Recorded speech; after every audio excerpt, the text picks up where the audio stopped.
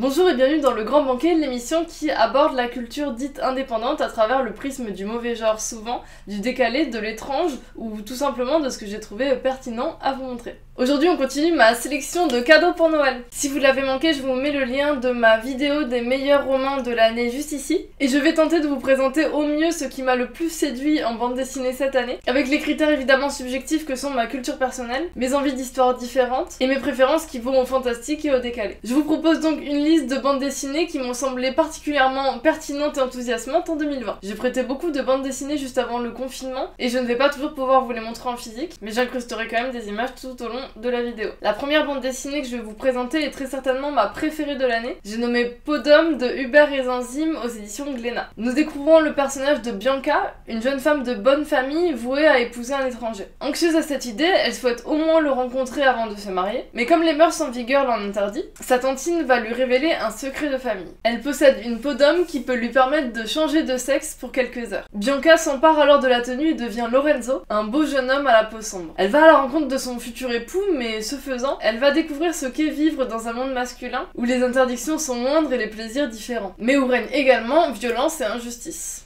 J'adore le travail de Hubert qui a toujours eu une sensibilité folle et un amour pour ses personnages et ce qu'ils traversent. Il arrive ici à aborder non seulement les problématiques de la condition de la femme, mais également celle de la condition masculine, les travers de l'amour, la place de chacun dans la société, et une réflexion sur l'art, son origine et sa construction. Son héroïne est réfléchie, compréhensive et active pour ses droits, son bonheur mais aussi celui de chacun. Et pour sublimer le tout, son dessin est très beau, les couleurs et le trait magnifient les corps, et la beauté charnelle de ceux-là. C'est immensément réussi et je vous la conseille absolument. On passe ensuite à Un travail comme un autre de Alex W. Winker aux éditions Sarbacane. Dans celle-ci, l'auteur dépeint la vie dure de Jean V dans l'Alabama des années 20 à travers le personnage de Roscoe T. Martin, un électricien fasciné par son métier. Sa passion pour l'électricité est très controversée par la société dans laquelle il vit, puisque beaucoup se méfient du changement qu'elle pourrait apporter. Avant-gardiste, il rend les engins de sa ferme électriques, alors même que ses voisins préfèrent s'éclairer à la bougie qu'à l'ampoule, mais ce faisant provoque un accident mortel qui le conduira en prison. Enfermé injustement, il développe son imaginaire par la lecture, renforce son amour pour sa famille et restera droit et égal à lui-même, simple et fasciné par les possibilités de l'électricité. J'ai été très touchée par cette lecture, qui n'a, je l'avoue, pas un thème qui m'attire particulièrement, et qui pourtant a su m'intriguer dès la lecture de ses premières cases. L'écriture est sensible, les personnages émouvants, et la vision de la vie d'une simplicité et d'une force rare. L'auteur happe son lecteur et le tire en haleine, non pas par des rebondissements, mais par l'exaltation interne de son personnage, qui provoque un émoi certain chez celui qui la vivra avec lui. C'est une lecture très humaine, rude et belle. On change de registre avec la dernière série manga de Naoki Urasawa, l'immense auteur japonais responsable des chefs-d'œuvre que sont Monster, 20th Century Boys ou encore Billy Bat, du manga adulte noir, rempli de références culturelles et historiques, agencé avec génie. Dans Asadora, nous suivons une jeune fille du nom de Asa, née un matin, Asa ça veut dire matin en japonais, et surtout énième fille d'une longue fratrie. Alors qu'elle cherche de l'aide pour sa mère qui est en train d'accoucher, elle se fait kidnapper mais prévient son geôlier. Peu de chance qu'on se soit aperçu de son absence chez elle, ils y sont si nombreux. Une violente tempête s'abat sur leur village et détourne leur attention de l'instant présent pour se concentrer sur l'horreur qui accourt. Tout de suite happé par le récit, je retrouve l'un de mes auteurs de manga favoris, avec le même intérêt que sur ses anciennes séries. C'est fascinant, intriguant, les théories à faire sont nombreuses et les personnages sont très intenses. C'est la meilleure lecture manga que j'ai faite depuis longtemps. Cette année, j'ai aussi lu et beaucoup aimé Le discours de la panthère de Jérémy Moreau, sublime bande dessinée aux éditions 2024, où on retrouve l'auteur de la saga de Grimm dans ce qui semble être pour lui un sujet de prédilection, les animaux et la nature. Dans cette histoire, les animaux prennent la parole et échangent. Responsables de la mémoire du monde, chacun à leur manière, ils communiquent et tentent de comprendre l'univers. Le vieil éléphant raconte ses souvenirs au plus jeune,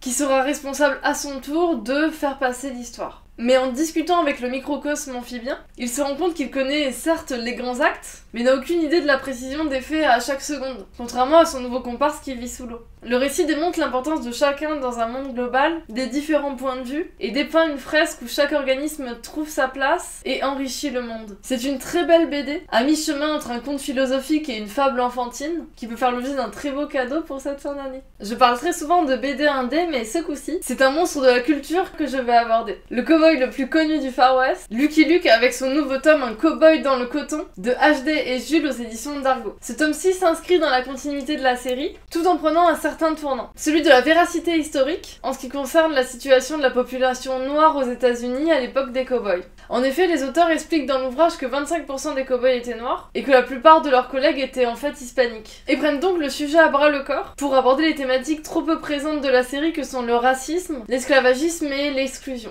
La BD commence avec l'héritage soudain et incongru de champs de coton pour Lucky Luke, qui entame donc pour la première fois un voyage pour la Louisiane. Ce faisant, il va à la rencontre de mœurs très différentes des siennes, mœurs qui le dérangent fortement. Même si abolition de l'esclavage il y a eu, certains aristocrates blancs gardent une attitude très dangereuse à l'égard de la population noire. Il s'attire alors les foudres du Ku Klux Klan et va se retrouver embourbé dans une histoire qui le dépasse. Ici, chacun est charrié, tant et si bien que même si les sujets traités sont graves, l'histoire est avant tout une aventure drôle pleine de gags ubuesques. Le Ku Klux Klan est dangereux et malsain, mais aussi ridicule et maladroitement vêtu. Les Dalton, les découvrant, les prennent même pour de drôles d'indiens. C'est donc un très chouette divertissement inclusif, mais surtout intelligent, drôle, une vraie aventure de Lucky Luke comme on les aime. Si vous me suivez depuis un moment, il y a un ouvrage que vous attendez à voir dans ce top, l'évident Kent State, 4 morts dans l'Ohio de Derf Bagderf aux éditions Ça et Là. Le journaliste revient cette fois-ci sur la mort de 4 jeunes d'une vingtaine d'années, tués par la garde nationale lors de la manifestation du 4 mai 1970 dans l'Ohio.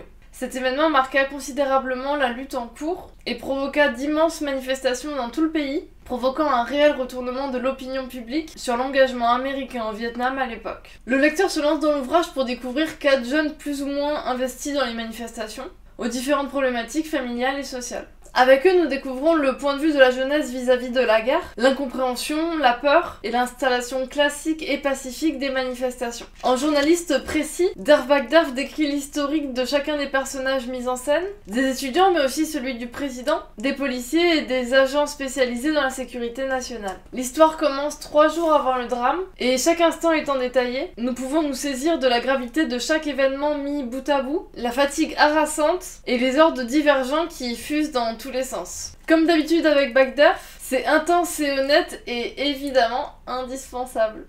On continue avec Toi Gêne de Bruno Bozzetto et Grégory Patuan aux éditions Delcourt, une bande dessinée à la thématique très originale. Tout commence avec un quiproquo. Un petit microbe à forme humaine regarde un jour Tarzan et se prend de passion pour la belle Jane. Mais dans son langage limité, il entend et répète « Moi Tarzan, toi Gêne », la très connue présentation des deux personnages, et se persuade donc que l'objet de son amour s'appelle Toi Gêne. En parallèle, dans le monde des humains, une maladie étrange fait disparaître œil, nez, oreille, à qui attrape un étrange virus. Les deux histoires vont se mêler de manière fantasque et déconcertante pour une aventure rocambolesque, un style graphique assez différent du franco-belge habituel et un humour certain. Il y a une dernière bande dessinée que j'aurais aimé vous présenter dans ce top, mais comme elle arrive aujourd'hui en librairie, je n'ai pas encore eu l'occasion de la lire et donc de la chroniquer. Cette bande dessinée, c'est Meg, Mog and All Long Story Short de Simon Selman aux merveilleuses éditions Misma. Très fan de la série, j'avais tout de même envie de vous en dire un mot. Meg, Mog et Hall sont respectivement une sorcière verte et droguée, un chat amoureux un peu crado et un coloc hibou maniaque écrasé par ses soi-disant amis. Leurs BD sont des enchaînements de gags loufoques et méchants, avec pour fil rouge leur colocation,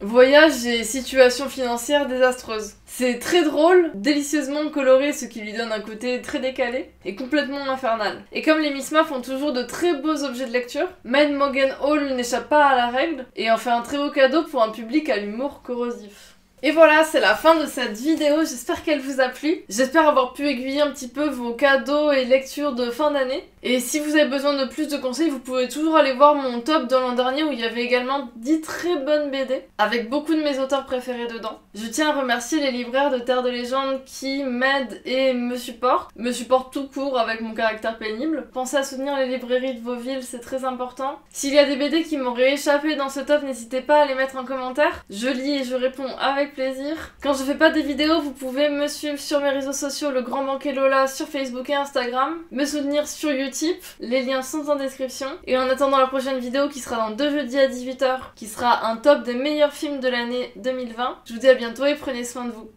Salut!